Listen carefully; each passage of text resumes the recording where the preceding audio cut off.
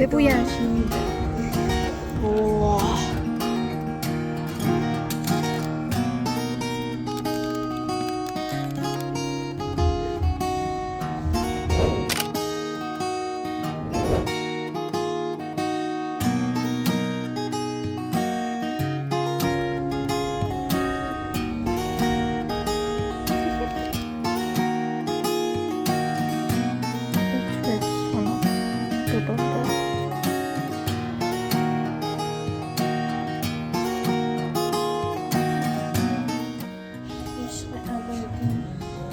میو در پرسپولیس استقلال.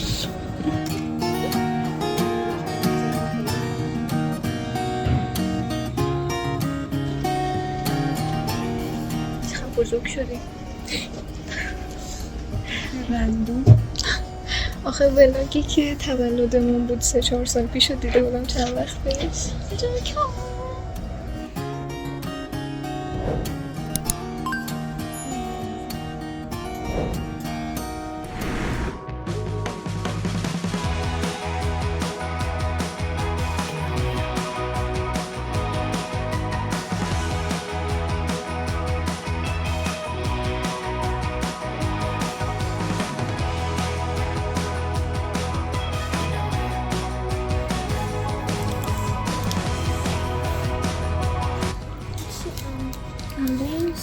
فکر کن آره از ایناست که پوستش کنده بلال میشه. بلال همشون یکی ترهوار اومدیم. اینو نگاه پرتقالیش کارش نارنگی زن اون نارنگی عکس پرتقاله. کوکونات. تو هم میخوای؟ من اینو به تو نمیدم. نه توت فرنگی توت فرنگی آناناس اونوره. آناناس داره. اونوره. آناناس میخوام. موز چقدر خوشگله. طالبی هم داره. آی خدا اینو ما خیرمون. آی خدا سندویچه ننه برچسبی دیدی اینجوری. آره خدا رو شکر که اونجوری نیستنته. وسط خیابون یهو کالباست میافتاد. وای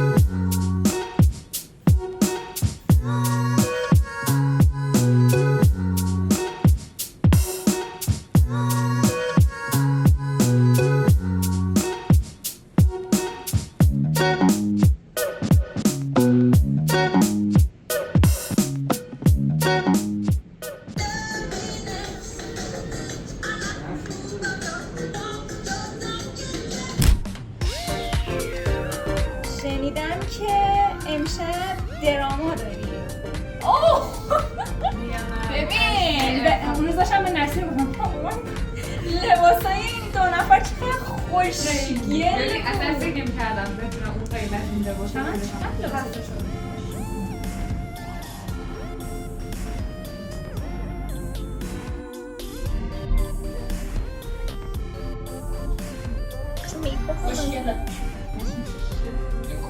آه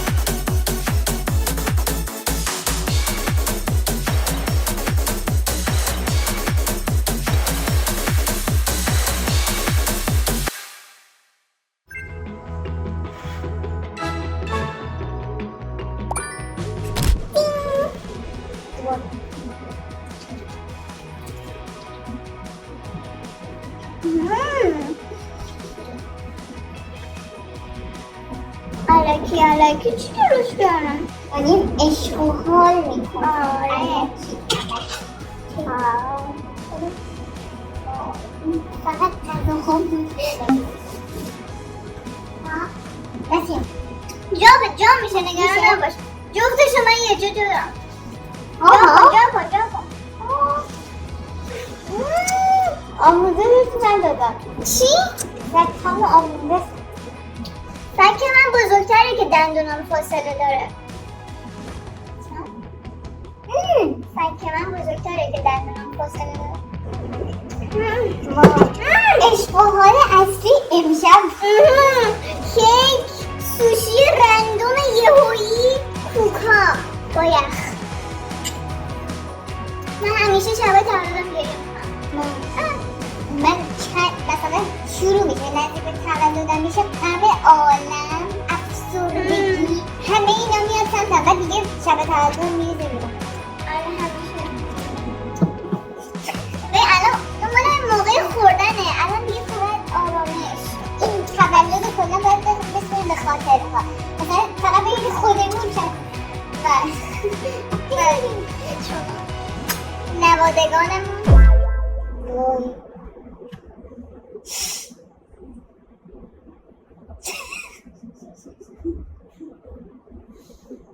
مست غذا دیدی میشی. الان واقعا من مست این غذا.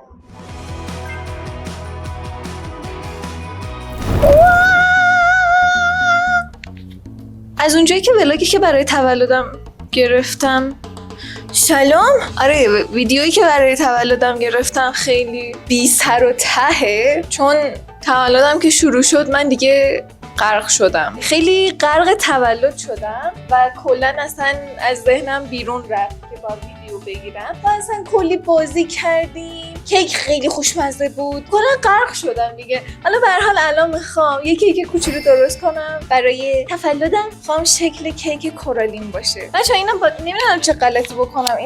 اینو میزنم به یقم صدام بم میشه. جوریه که تا به آشپزخونه توجه نکنین. من 4-5 روزه که خونه تنهام و دارم توسط سوسکا تسخیر میشم.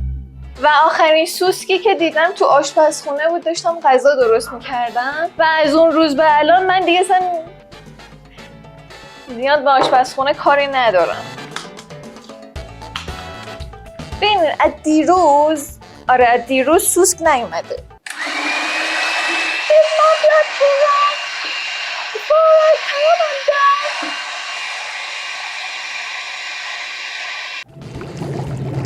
آره خاطرات سوسک هایم داشتم میگفتم. اولین دوری که سوسک اومد و حالا قرار ویدیوشو بذارم. بعد از اینکه اون یه دور سوسک اومد همه چی شروع شد. ببینین الان چون از دیروز سوسک نیومده،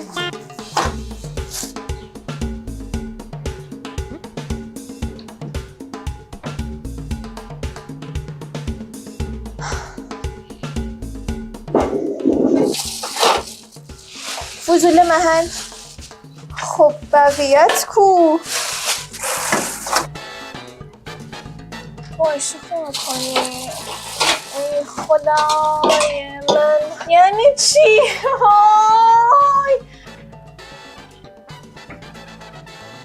آلو گیدیم.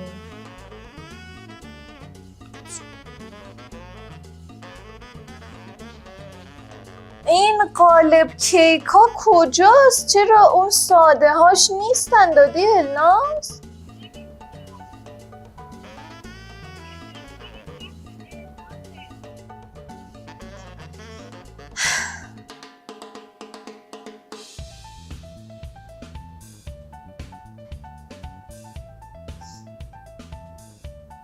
ندونم تو رو کیکت کنم. ای خدای من،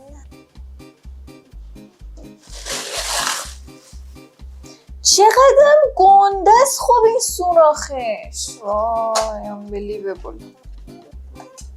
وقتی درس تو گرفتی. البته نمیدونم چی کار کنم که خب این الداش نریزه. حالم بدا.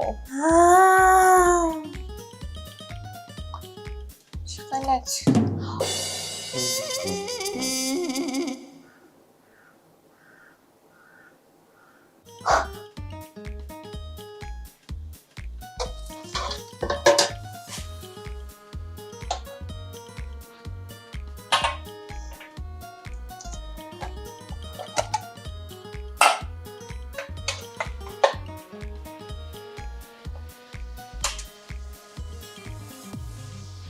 حله. نریزی یا بچه بچه خوبی باشی یا له شد دستم. خیلی بوی توت فرنگی میده کیکه. اونجایی که فرما هیچ استانداردی نداره، هر موقع پف کرد و نچسبید یعنی پخته. اینم من خریده بودم ببینم چیه، بعد یه کاری میخوام باش انجام بدم که خب آخه قطعا این کارو با این انجام نمیدن. میخوام این کلیپا که تو شیر گرم از اینا که توش مارشملو هست میندازه. این خب توش اسمارتیزه ولی خب همینی که شوش در حدی که اینا اسمارتیزای توش چه شکلیه میخوام یه چوس کلن اسمارتیزه معلوم میشه. یک صداهای ناهنجاری داره میاد.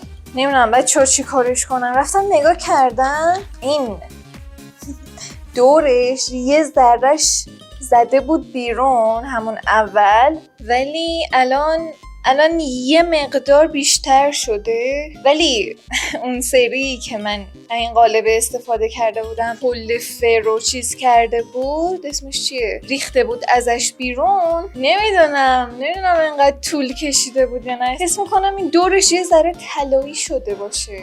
نمیدونم الان چی کار کنم و فویلم نداریم مثلا فویل پیچش بکنم. چیکار کنم؟ گریه کنم؟ عشق.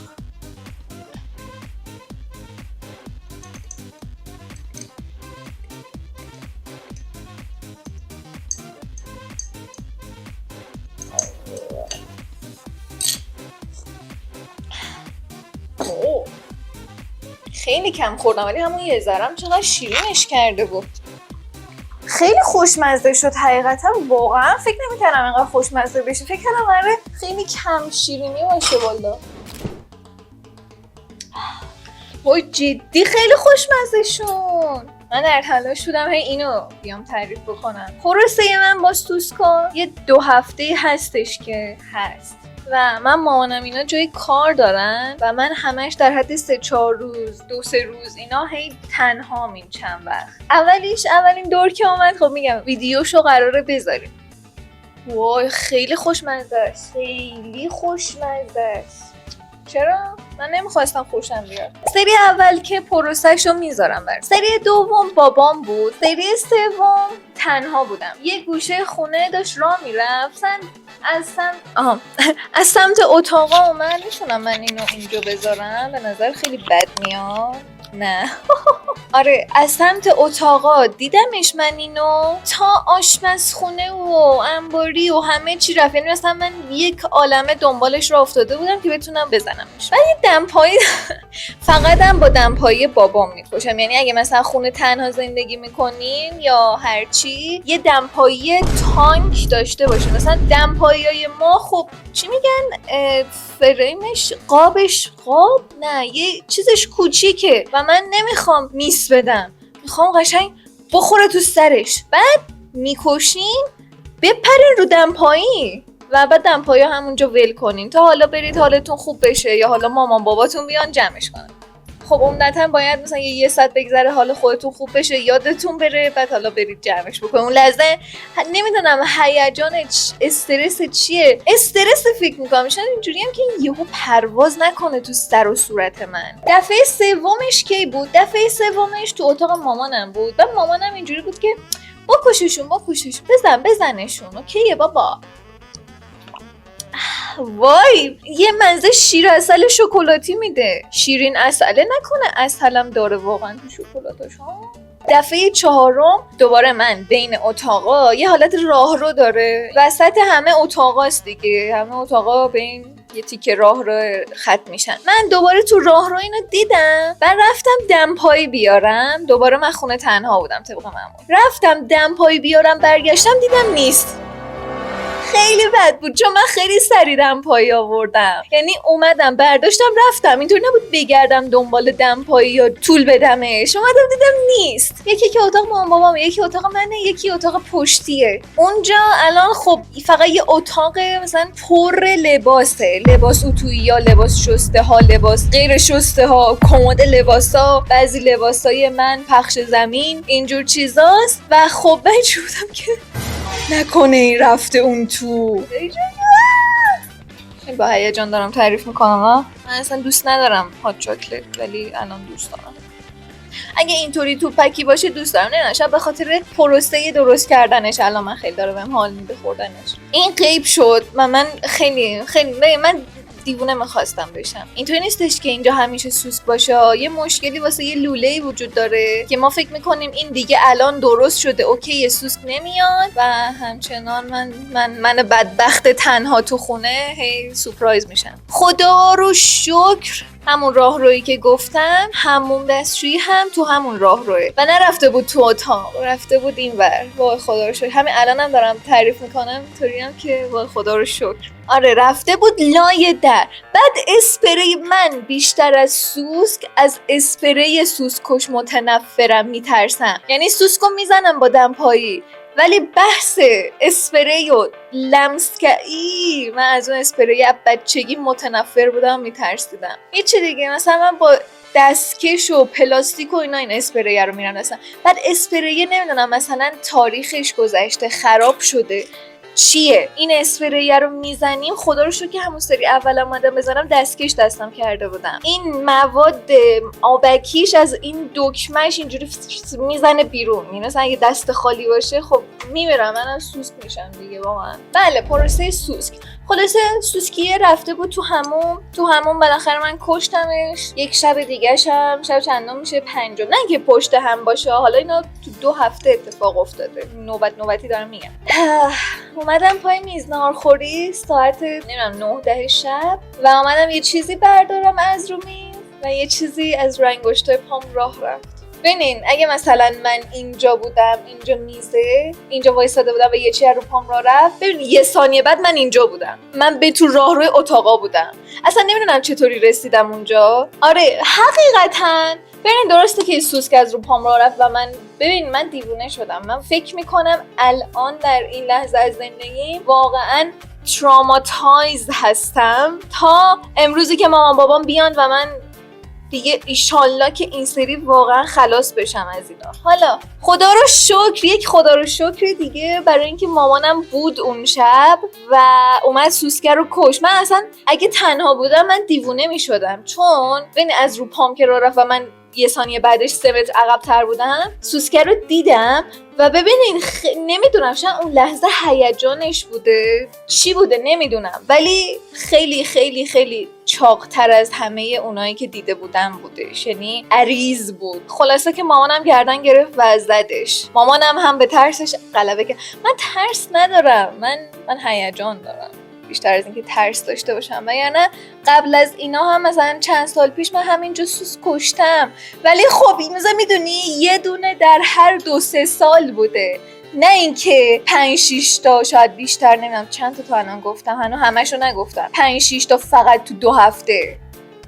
یکی دیگهش همین مال 2-3 روز پیش میشه که دلیلیه که چرا من آشپزخونه رو همینجوری ول کردم و نمیرم مثلا تو آشپزخونه. و دیگه این دیگه من دیگه دیوونه شدم بعد از این. یه سوسک دیگه بعد از این اومد، حالا اون مهم نیستونم، حالا کشتمش، چیز خاصی نداشتش. رفتم اسپری و دمپایی آوردم، زدم، جمع کردم، تمام شد. ولی این داشتم آشپزی میکردم برای مامان بزرگم، دوستش اومده بود خونه‌شون، من داشتم شام درست میکردم اینجا براشون و سطل آشغال آشپزخونه کشوییه. در کابینت رو باز کردم، کشو رو بکشم بیرون، یک پدرسگ زشته وای خدای منو بکش اونجا بود. وای اصلا. و میدونین از چیه سوسکا خیلی، از چه مدل سوسکی همه بیشتر بدم میاد؟ چه بحث جذابی داریم. من از سوسکای همه بیشتر بدم میاد که رنگشون قهوه‌ای روشن‌تره و این چشماشون تیره است، قشنگ اینجوری مشخصه و این فاصله بین چشماشون یه قهوه‌ای. وای و این از اونا و من متنفرم از اینا. بعد دیگه با اسپری و بدبختی کشتمش. حالا نه اینکه بکشم، نمیدونم تو سطحی داشت راه میرفت. نه کشیدم بیرون و اون سوسکه روی اون کشویه بود. من یه بندم رو حرف بزنم، نمیتونم البته بزنم. روی اون کشویه که بود من نتونستم بکشمش، چون خب چجوری بکوبم روش.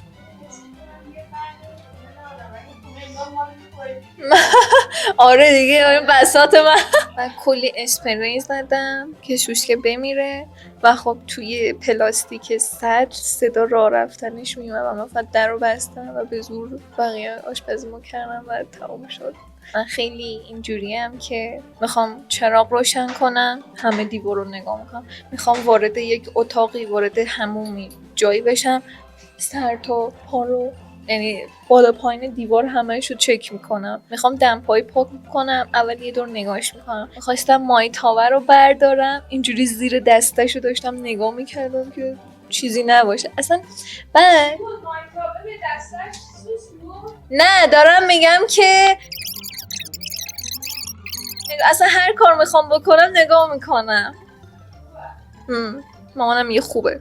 و مثلا من دیشب کرم زده بودم به ساق دستم. ما سگ داریم و قطعا که ما موهای مایا رو استشمام میکنیم. بعد مثلا مو میچسبید یه چیزی میخورد به دستم، مثلا پرزی چیزی میچسبید به این کرمای دستم. من میخواستم بپرم، مثلا یه سری پونس به دیوارم زدم، از بغل چشم من اینا رو میبینم یه کوچولو رنگشون تیره است، هی فکر میکنم یه جک و جونه ولی یهو اینطور برمیگردم نگاه میکنم. یا مثلا یه کرکی یه چیز مثلا روی زمین باد میزنه میره، من یهو یه متر میپرم عقب. اصلا حالم بد. خلاصه اینها بودن تجربیات شوشکی من. دستم داره میشکنه. کبریت ها بنفش صورتی هن که اصلا معلوم نمیشه.